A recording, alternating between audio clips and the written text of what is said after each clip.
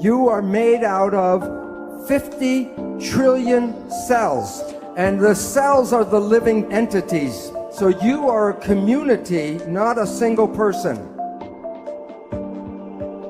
Every cell in your body has minus voltage on the inside and positive voltage on the outside.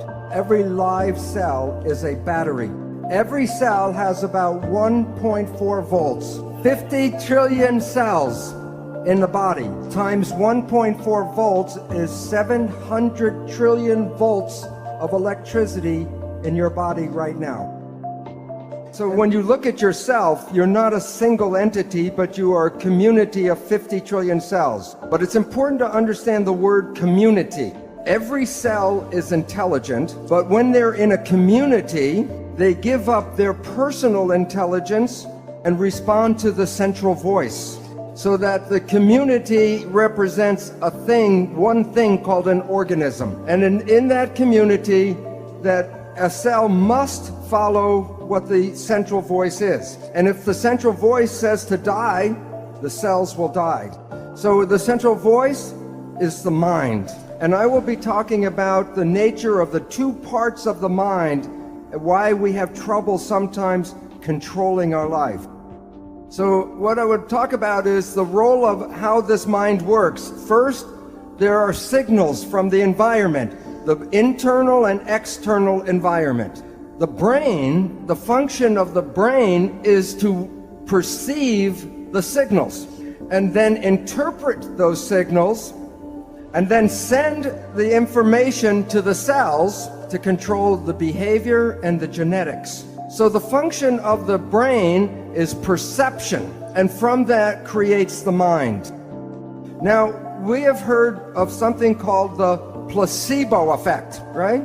The placebo effect is when you have a very positive thought that something can heal you, even if you don't know it, but it's a sugar pill, but you believe it's the real medicine, then you can heal yourself with that. So the pill didn't heal you, it was the thought that healed you. Statistics reveal that 1/3 of all medical healings, including surgery, are the result of the placebo effect. Now, the issue is that the placebo effect is when you have positive thinking. What about negative thinking? And this is what medicine does not tell you, is that there is negative thinking, and it's called the nocebo effect. And in the same power that positive thinking can heal you, negative thinking can kill you.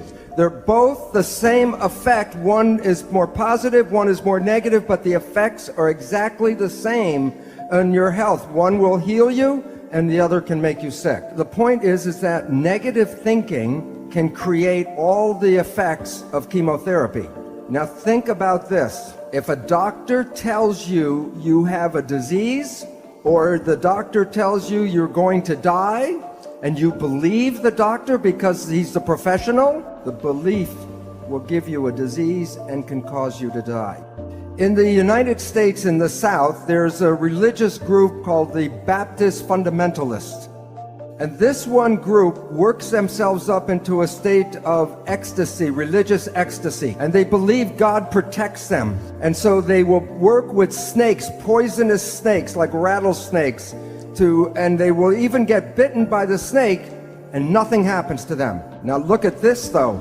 Some of them will drink strychnine in toxic doses, and when they're in that state of belief, it does not affect them. So if you can drink toxic poison, then why do we worry so much about the toxins or the food and the air and all that? Because we have a belief that the toxins can kill us. But even though I know this, I will not drink strychnine. And why? Because my belief is not as strong as their belief. So if we were growing up and programmed with stronger beliefs, we would be more powerful than we are now.